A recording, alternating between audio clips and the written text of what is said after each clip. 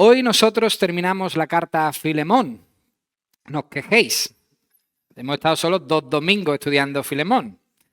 Hoy terminamos esta preciosa carta de Filemón en el Nuevo Testamento. Vamos a leerla juntos hasta el final, porque es una carta que merece la pena traerse a consideración en nuestras vidas, en la vida de la Iglesia. Pablo, el autor humano de esta carta, está intentando ayudar a sus hermanos Onésimo y Filemón a dar un paso de fe. Eso intenta el apóstol, a que pusieran Filemón y Onésimo la obra tan importante de extender el Evangelio por encima de sus diferencias.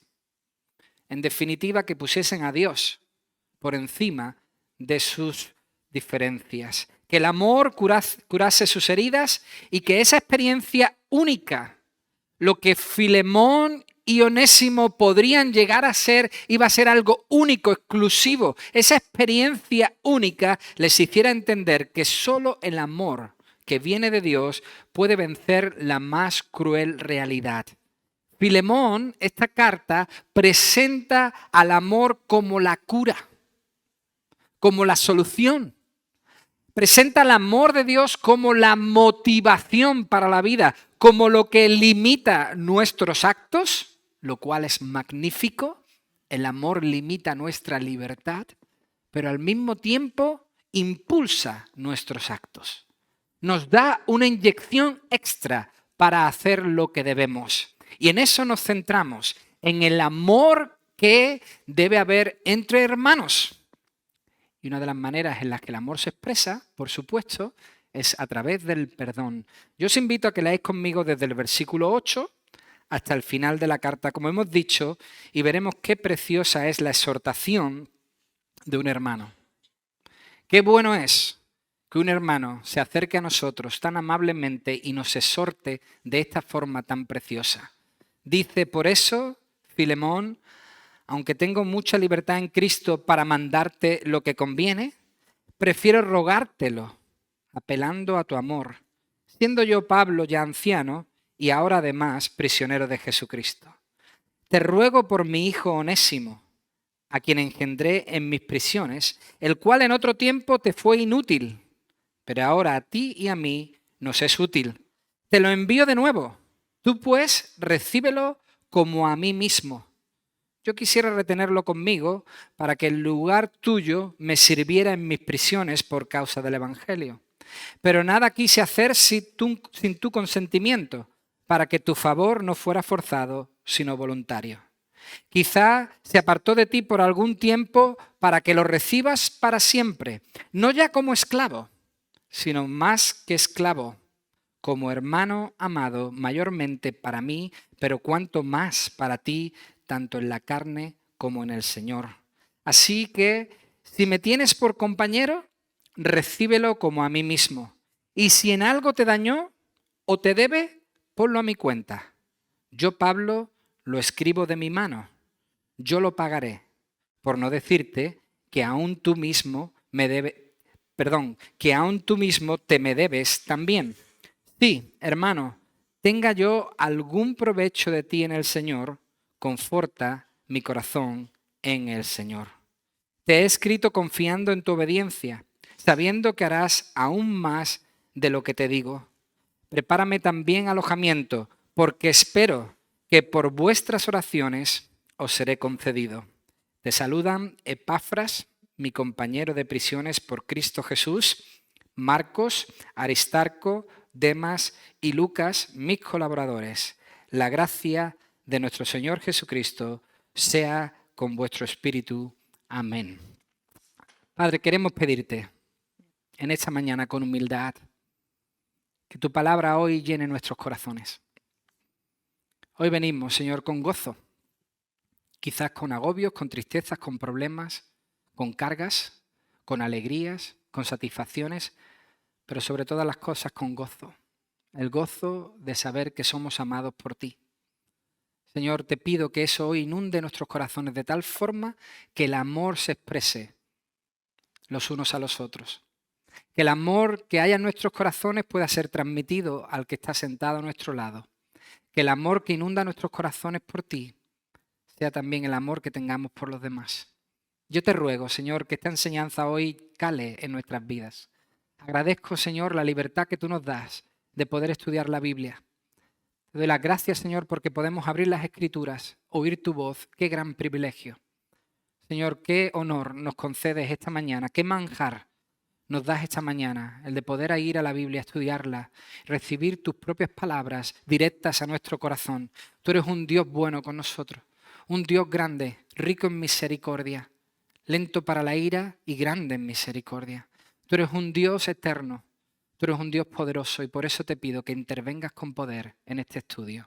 En el nombre de Jesús. Amén.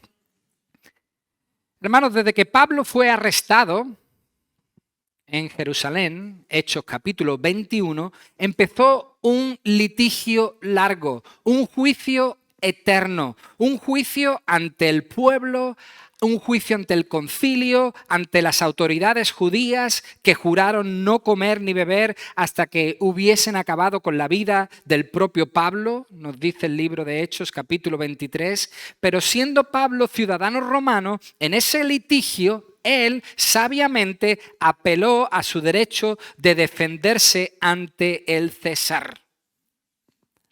Por esta razón, el gobernador Félix, hasta donde llegó también Pablo en Cesarea, otro que le juzgó, Hechos capítulo 24, versículo 23, mandó al centurión que se custodiara a Pablo, pero que se le concediera alguna libertad. Esta palabra libertad significa facilidad, que se le concediera alguna comodidad y que no impidiera a ninguno de los suyos.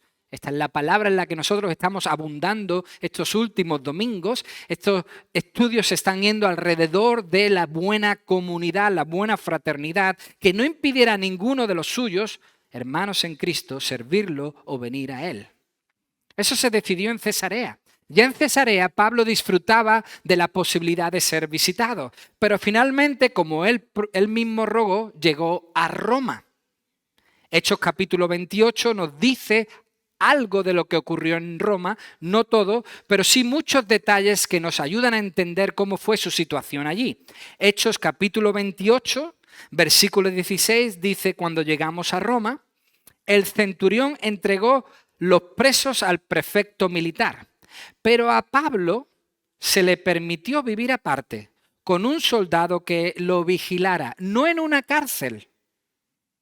No se le hizo entrar en la cárcel, sino que vivió aparte con un soldado, probablemente encadenado a él, que lo vigilaba. Dice el versículo 30, saltamos en Hechos 28, versículo 30, que Pablo permaneció 2 años enteros en una casa alquilada y recibía a todos los que a él venían. Predicaba el reino de Dios, atentos a esto, predicaba el reino de Dios y enseñaba acerca del Señor Jesucristo abiertamente y sin impedimento. Hermanos, en esta primera ocasión en la que Pablo llega a Roma, estuvo bajo arresto domiciliario, podríamos decir, una especie de semi-libertad. La gente podía visitarle y atenderle, llevarle comida, llevarle vestido, llevarle libros, llevarle algún tipo de papel para que él pudiese escribir sus cartas. Podía ser visitado y él podía estar con la gente. Eso le permitía, como hemos leído en Hechos 28-31, predicar libremente, abiertamente y sin impedimento el reino de Dios. Él podía seguir predicando aún estando bajo custodia. De hecho, fijaos qué interesante, Pablo termina la carta a los filipenses de esta forma. Esto es un detalle que nos habla de cómo era su situación. Filipenses capítulo 4, versículo 22. Pablo termina su carta a los filipenses y le dice: todos los santos os saludan y especialmente los de la casa del César. ¿Qué quiere decir eso? Os saludan todos los hermanos, pero especialmente os saludan aquellos que se están convirtiendo aquí en la casa donde yo estoy preso. hasta los soldados que estaban encadenados a él se habían convertido al Evangelio. En esta ocasión, en esta primera visita a Roma, Pablo no esperaba morir. Pablo estaba adquiriendo su derecho como ciudadano romano y él no tenía en su mente morir ni ser entregado por su causa, sino ser liberado, lo cual ocurrió. Pablo fue liberado en esta primera ocasión y pudo visitar a los hermanos, entre ellos a Filemón. Después, años más tarde, sí fue nuevamente arrestado, llevado a Roma, metido en la cárcel y fue decapitado. Eso dice la historia. Hermanos, digo todo esto, argumento todo esto, empiezo con todo esto para que entendamos cómo un esclavo huido, un esclavo en ese tiempo huido, Onésimo, pudo presentarse en Roma a 2.100 kilómetros de distancia, recordad que él salió desde Colosas, y acercarse al preso Pablo sin ningún problema. ¿Cómo un esclavo huido, después de recorrer tantos kilómetros, pudo acceder a Pablo? Pues bien, el texto nos lo dice claramente, porque se podía acceder a él y él podía hablar con las personas que le visitaban. De hecho, muchos de los que les visitaban eran de gran ayuda y colaboraban con él. Onésimo, este esclavo, era uno de ellos. Nos dice Colosenses capítulo 4, versículo 9. Onésimo llega a Roma y conoce a Pablo, pero sobre todo, Onésimo tiene la gran bendición de conocer a Jesús. No llega a Roma para conocer a Pablo, él creía que sí. Llega a Roma y conoce a Cristo. Recibe su perdón, recibe su salvación, recibe su amor y Pablo lo hace uno de los suyos. Le hace un ayudante, le hace un siervo. Y ahora lo que hace el apóstol es interceder para que ambos, Filemón, su fiel amigo, y el nuevo creyente Onésimo glorifiquen a Dios con su reconciliación y den un fuerte empuje al avance del reino. Si estos dos llegaban a la reconciliación, el Evangelio daba un paso de gigante, reconociendo que era la cura para cualquier cruel realidad. Y como el tema era delicado, ya sabemos que la esclavitud es una de las dinámicas de este texto.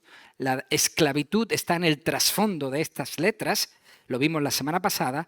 Como era el tema muy delicado, el apóstol decide escribir a Filemón con audacia. Eso significa la palabra libertad que leemos en el versículo 8. En otras palabras, Pablo quiere medir bien lo que dice. Mide bien sus palabras para decirle a Filemón lo que es apropiado. O sea, versículo 8, lo que conviene. Mide bien sus palabras para decirle a Filemón aquello que él debe oír.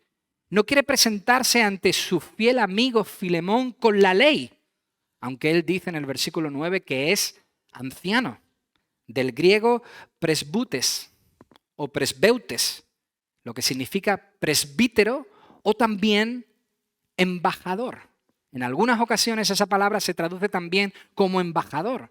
Un embajador lleva la propia autoridad del que le envía. Y Pablo no quiere presentarse ante Filemón como uno que tiene autoridad con la ley, como si fuese algo obligatorio, sino que se presenta con el amor de Dios, se presenta con la carta del amor, un amor que ambos, Filemón y Onésimo, habían experimentado.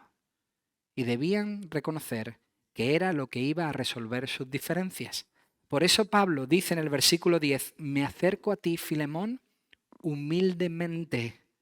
Vengo a ti, a tu lado, para rogarte y interceder por Onésimo. Fijaos, esta es la primera vez que Onésimo aparece en la carta. Hasta el versículo 10 no se nombra a Onésimo. Pero curiosamente, esta también sería la primera vez que Filemón oiría acerca de su esclavo huido. Yo me imagino a este Filemón leyendo las primeras letras y de repente leer Onésimo. ¡Wow! ¿Que Onésimo ha llegado a Roma?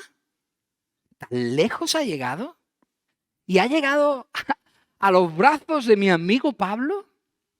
Para él sería sorprendente que Onésimo estuviese vivo y estuviese con Pablo, ya Filemón entendería que la mano del Señor estaba sobre todo esto. El nombre Onésimo, hermanos, significa útil, servicial. Eso significa Onésimo, es un nombre precioso, útil, servicial. Y eso es bueno entenderlo para que comprendamos mejor el versículo 11. Este Onésimo se había convertido en el hijo de Pablo. Por supuesto, no hijo biológico, ni tampoco hijo adoptivo, sino, como dice Pablo a los Corintios, que él lo engendró por medio del Evangelio. O sea, Onésimo se había convertido a través de la predicación de Pablo, aunque Pablo sabía perfectamente que la obra es de Dios, que quien convierte es Dios y que los hijos son de Dios. Pero él dice, hey, llegó a mí, le compartí el Evangelio y se convirtió. Pero fijaos, el que en otro tiempo fue inútil, dice el versículo 11, o sea, el que en otro tiempo fue sin uso para Filemón, probablemente este Onésimo era un perezoso. Probablemente este Onésimo no hacía bien su trabajo. Probablemente este Onésimo se escaqueaba. Por eso dice Pablo, hey, el que en otro tiempo era inútil, sin uso para ti, ahora es útil para ti y para mí. Útil para la obra misionera, útil para los colaboradores, útil para los misioneros. ¿Qué quiero decir, hermanos? Que hubo un cambio en la vida de Onésimo. De inútil a útil es porque algo en medio ocurrió. Nadie pasa de ser inútil a ser útil así por las buenas. Hay una transformación, hubo un cambio de vida en Onésimo. Y eso, hermanos, no vino por la libertad de las cadenas. Lamentablemente nosotros podemos decir que la libertad no lleva a las personas a Cristo. En muchas ocasiones la libertad no ayuda a que otros se acerquen a Cristo, sino que ayuda a que se acerquen al libertinaje. A veces se abusa de esa libertad. No se aprecia esa libertad. Por lo tanto, lo que le hizo libre no fue el estar sin cadenas, sino la libertad que vino por encontrar a Cristo. Si el Hijo os liberta, es cuando seremos verdaderamente libres. Evidentemente, Onésimo era una nueva criatura. Eso quiere recordarle también Pablo a Filemón. Eso es lo que quiere lanzar en su mensaje, que Filemón entienda que Onésimo es una nueva criatura y que entienda el poder del Evangelio que ambos predicaban, tanto Pablo como Filemón. El apóstol sabía que el Antiguo Testamento, en Deuteronomio capítulo 23, dice en el versículo 15 algo muy interesante. Pablo conocía las Escrituras como nadie. Por lo tanto, este versículo lo conocería. Deuteronomio 23, 15 dice, no entregarás a su señor el siervo que huye de él y acude a ti. Habitará contigo, en medio de ti, en el lugar que escoja en alguna de tus ciudades, donde tenga bien, no lo oprimirás. Eso decía o dice Deuteronomio capítulo 23 y Pablo lo sabía. No entregarás al esclavo huido que acude a ti. Le dejarás vivir contigo, donde él quiera, donde él decida. Entonces, ¿qué? ¿Está Pablo desobedeciendo las Escrituras? ¿Está Pablo desobedeciendo lo que la palabra de Dios dice? Porque en el versículo 12 leemos claramente que Pablo le dice a Filemón, te lo envío, te lo devuelvo. Hermanos, Pablo no enviaba a un esclavo de vuelta. Ese es el matiz. Pablo enviaba a un hombre libre, a un hombre útil, un hombre transformado, un hombre cambiado por la gracia de Dios. Quería que ambos dieran un buen testimonio ante la sociedad, reconociendo el poder transformador del Evangelio en la vida de las personas. Ya no venía un esclavo, ya venía un libre por Cristo. Esta fue una lección magnífica, enorme, grandiosa para Filemón. Una gran lección para Filemón. Filemón, el Evangelio tiene el poder para acabar con la esclavitud. Pablo no quiere enviar a Onésimo a la esclavitud de nuevo, sino que le quiere enviar para que reciba plena libertad.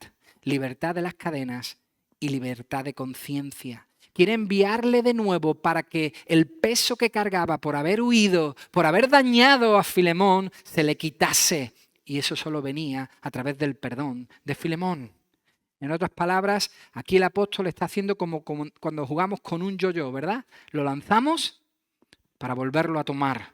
Eso es lo que quiere hacer con Onésimo. Hey, te lo dejo, que se resuelva vuestro asunto, que el evangelio venza, pero luego devuélvemelo, porque me es útil.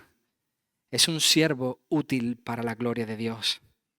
Si os acordáis bien, en el versículo 6, Pablo apuntaba a que Filemón debía dejar todo a un lado por el evangelio. Pues en el reino de Dios, que ambos predicaban, tanto Pablo como Filemón, no existe la esclavitud. No existe eso. Por lo tanto, debía dejarlo a un lado. Filemón debía recibir, esto significa restaurar a Onésimo para empezar a disfrutar las bendiciones del reino. Y hermanos, a veces no somos capaces de dejar lo que tenemos. Nos aferramos tanto a lo que tenemos, a lo que somos y a lo que opinamos, que no disfrutamos lo mejor, que no recibimos lo mejor. A veces no estamos dispuestos a abandonar nuestro pedestal, nuestro púlpito, nuestra opinión. No estamos dispuestos a humillarnos y por lo tanto no podemos recibir lo mejor. A veces no estamos dispuestos a amar, a perdonar y por lo tanto limitamos una vida mejor. Limitamos lo que Dios puede hacer. Pensemos en esto, pues ese es el mensaje que debía aprender Filemón. Pero por si acaso no le quedó claro, Pablo enfatiza en el versículo 12, recíbelo como a mí mismo. O sea, como si fuera mi corazón el que él llevase en las manos, como si fueran mis propias entrañas lo que se presentasen delante de ti, Filemón. Recíbelo como a mi propio ser.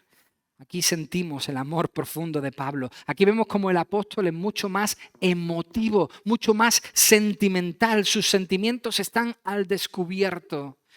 Y siguiendo el ejemplo de su Señor Jesucristo, el apóstol se pone como sustituto de Onésimo. Qué bonito. Cuando veas a Onésimo, piensa en mí. Yo, tu amigo, se presenta delante de ti. ¿Cómo me recibirías tú a mí?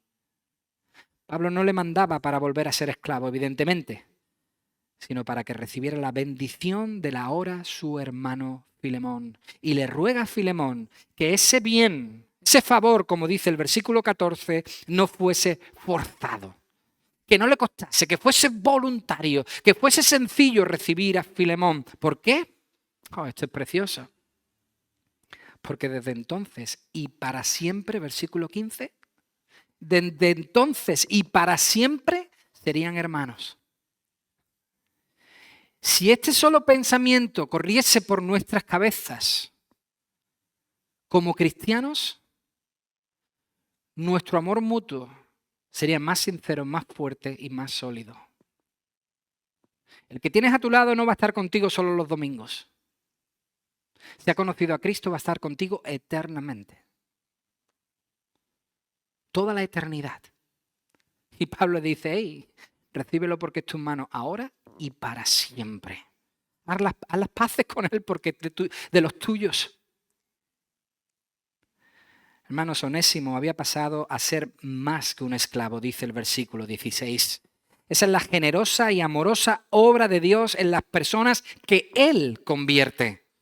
Nos sube de categoría, nos muestra algo mejor. Nuestra dignidad aumenta al 100% cuando Cristo nos convierte, nos salva. Pasamos de enemigos a amigos, pasamos de malhechores a hijos.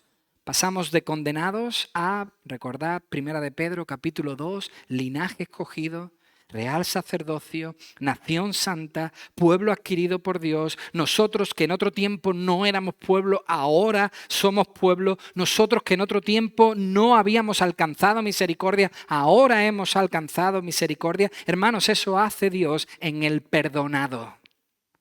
Le transforma de la miseria a ser hecho hijo de Dios. Y esto es muy importante porque lo máximo a lo que aspiraba un esclavo en esa época era llegar a ser persona. Esa era su gran meta, poder encontrar un poco de libertad y que le considerasen persona. Lo máximo a lo que un esclavo aspiraba era pasar de ser cosa a ser humano. Pero Onésimo pasó de esclavo a ser hecho hijo de Dios. Pasó de ser esclavo a hijo del rey. Era inútil, un mal esclavo, hacía mal su trabajo. Pero Dios lo hizo útil, dice Pablo en el versículo 16, en lo humano. O sea, era un buen trabajador ahora, no faltaba sus responsabilidades, lo hacía con excelencia y también era bueno en el ministerio. Había habido una transformación.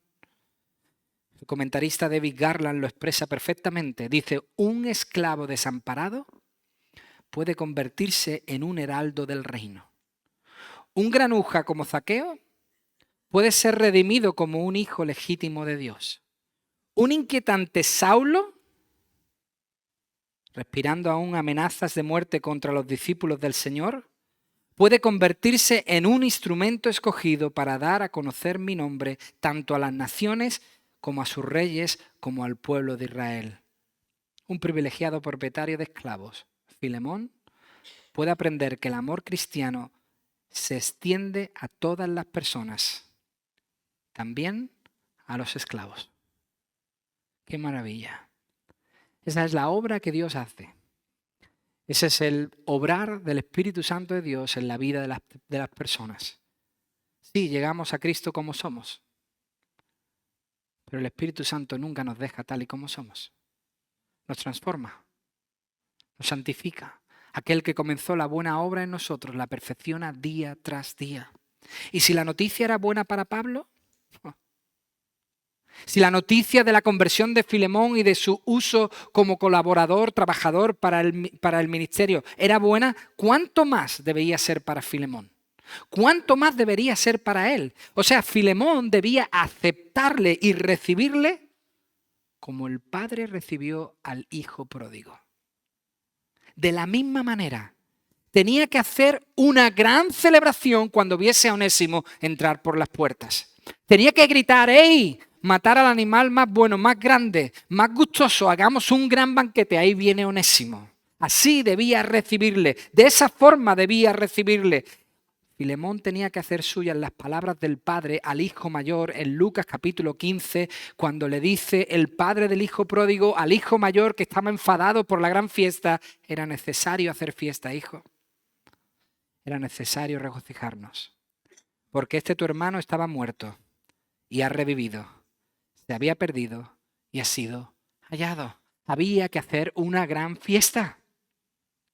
Por eso Pablo apela de nuevo a su compañerismo y le dice, hey, si compartimos algo en este ministerio, versículo 17, si algo compartimos tú y yo, Filemón, recíbelo como me recibirías a mí.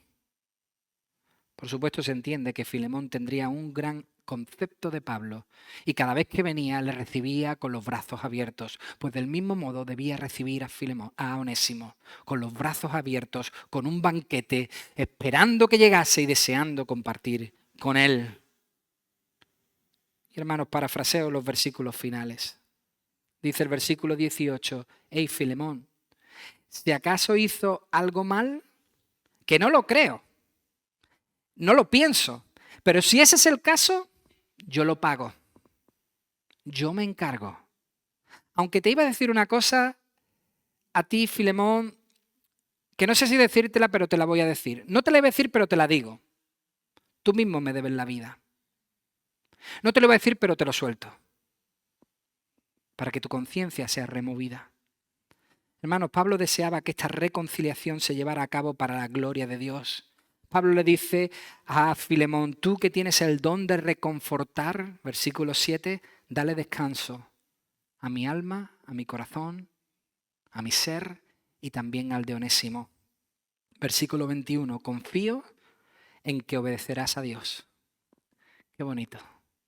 Qué gran concepto de un amigo. Hey, Filemón, confío que harás aquello que es bueno ante Dios.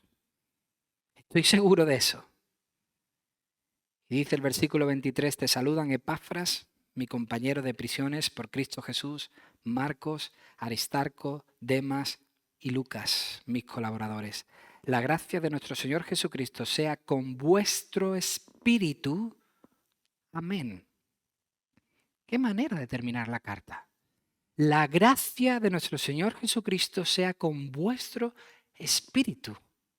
Hermano, nuevamente hay que leer entre líneas al cuidadoso Pablo. Pablo está diciendo, Filemón, recuerda que ahora somos de Cristo. Filemón, recuerda que estamos en otro nivel. Ahora vivimos en el Espíritu y por el Espíritu. Ya no nos dejamos llevar por la carne, Filemón, sino que quien nos guía es el Espíritu Santo. Filemón, la vida espiritual es mucho más importante. Filemón, que quien salga victorioso de todo esto no seas tú como amo, sino Cristo como Señor. Que la gracia de nuestro Señor Jesucristo esté con vuestro espíritu. Somos espirituales principalmente. Hermanos, Pablo no está lanzando el mensaje vacío que manda el mundo cuando algo así ocurre. No sé si os habéis dado cuenta, pero Pablo no está usando la jerga de este mundo cuando hay conflictos entre dos personas.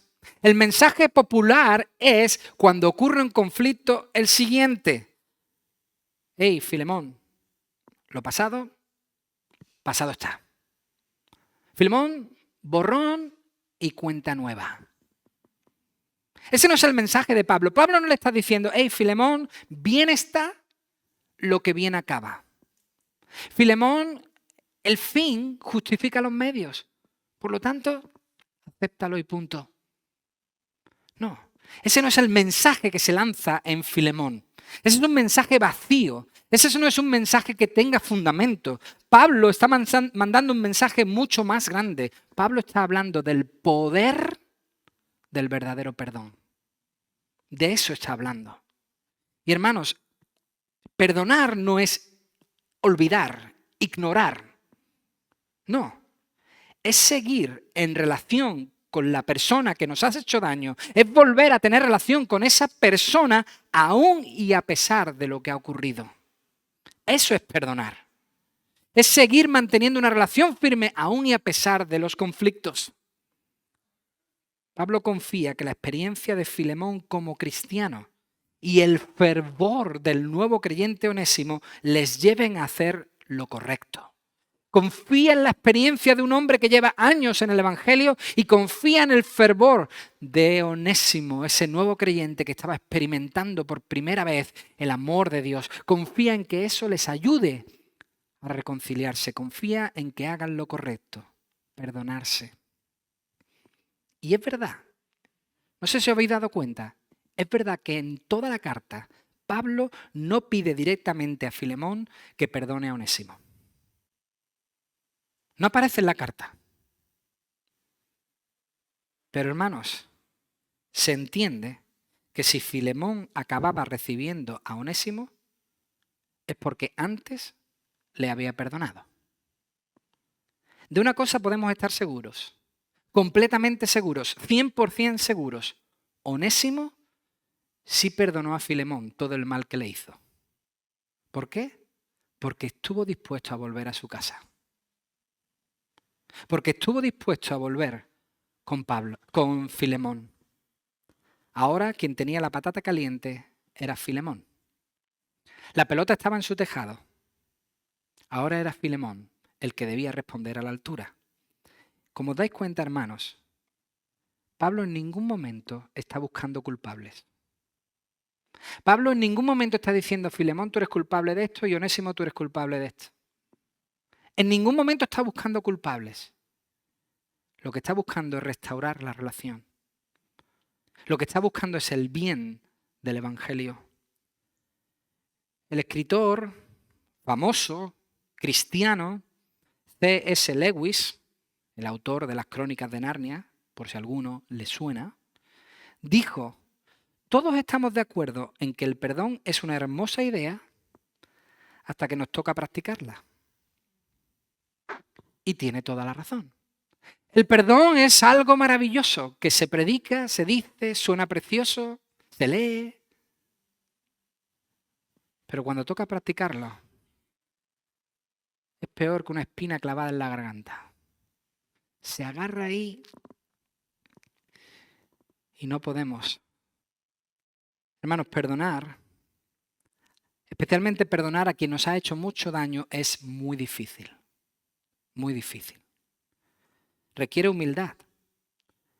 Requiere trabajo. Requiere paciencia. Requiere oración. En definitiva, requiere carácter cristiano. La pregunta es, ¿tú has nacido del Espíritu? Si la respuesta es sí, entonces hay que vivir en el Espíritu. Y eso requiere perdonar. Porque el perdón es una obra del Espíritu Santo de Dios. Pero debemos saber que el perdón, si lo hacemos, si lo concedemos, si lo entregamos, si lo pedimos, si lo recibimos, es la única forma de acabar con el mal. Hoy nos presentamos aquí al comienzo de este culto cargados por todo lo que está ocurriendo en este mundo. Si este mundo que vive de espaldas a Dios supiese que el perdón es la solución a todos estos conflictos, si lo practicase, quizás acabarían tantos conflictos, porque el perdón es la única forma de zanjar el mal. Hermanos, el perdón es el impacto del reino. ¿Queremos saber si el reino de Dios está en esta tierra? Sí, porque hay perdón. El perdón es el impacto de este reino. En el Evangelio vemos claramente cómo el perdón es una de las bases. El Evangelio nos anuncia el perdón de Dios y así nosotros podemos perdonar a otros. Al perdonarse mutuamente, Onésimo y Filemón ejemplificarían a la perfección la obra de Dios que perdona al pecador. Tenían la oportunidad tremenda de decirle al mundo, Dios te perdona. Y entonces tu corazón se llena de gozo y de alegría. Termino con las palabras del autor David Garland. Precioso su comentario acerca de Filemón. Él dice, la escapada, refiriéndose a Onésimo, acabó de un modo distinto del que cabría esperar. Por cuanto en última instancia, Onésimo no huyó a Roma. Onésimo no huyó a Pablo. Onésimo no huyó de Filemón. Dice este comentarista, en última instancia, Onésimo huyó a los brazos de la gracia de Dios. No podía escapar a la mirada de Dios. Dios tenía los ojos puestos en Onésimo. Hermanos, nosotros no podemos enderezar las líneas de nuestros torcidos caminos en la vida, pero Dios sí puede. Dios puede tomar nuestras peores intenciones, nuestros rencores más profundos y convertirlos en algo bueno, en algo sano, en algo que restaure nuestras relaciones. Y añado yo, para eso Dios usa su amor, su perdón. Ese amor tan grande que se expresa a voces a través del perdón. Mis queridos hermanos, el amor que viene de Dios vence a la más cruel realidad, al distanciamiento más grande que pueda existir, pues el amor de Dios restaura toda relación. Yo te invito a que hoy lo puedas practicar. Hablaba con un joven esta mañana y le preguntaba, ¿hay alguien a quien debes pedirle perdón? Y decía, no. ¿Hay alguien que te tiene que pedir perdón? Sí. Está bien. Pero a veces es más difícil conceder perdón que pedir perdón. Y hoy la palabra de Dios nos deja claro a través de Filemón que este cuerpo Este cuerpo que es la iglesia necesita practicar estas cosas. Si tú sientes que has podido dañar a alguien, pide perdón. Y si tú sientes que deben pedirte perdón, concede perdón. Del mismo modo que espero que estos dos hermanos se concediesen perdón el uno al otro para la gloria de Dios. Padre, muchas gracias por estas tus palabras. Muchas gracias, Señor, por este mensaje precioso, esta carta tan maravillosa de Filemón, que bendice a tu iglesia. Nos ayuda, Señor, a entender cuáles son las bases de nuestro comportamiento. Señor, no es fácil, lo reconocemos. Pedir perdón, dar perdón no es fácil, Señor. Pero nos queremos agarrar a tu gracia. Nos queremos agarrar a tu ayuda. Queremos, Señor, obedecer esto que tú nos pides, ponerlo en práctica. Por eso, danos la fuerza, danos la capacidad. Nuestra carne es débil y no puede. Necesitamos que tú fortalezcas nuestro espíritu, Señor. Somos espirituales. Tú nos has dado vida nueva. Has puesto tu Espíritu Santo en nuestros corazones. Podemos hacerlo con tu ayuda. Ayúdanos, Señor, a poder perdonar. Ayúdanos a que el perdón sea una característica de esta iglesia. Que el perdón sane, que el perdón ayude, que el perdón haga que podamos salir hacia adelante. Gracias por tu amor profundo, derramado sobre cada uno de nosotros, habiéndonos perdonado no solo los pecados pasados, sino los presentes y los que cometeremos en el futuro. A ti sea la gloria. En el nombre de Jesús. Amén. Amén.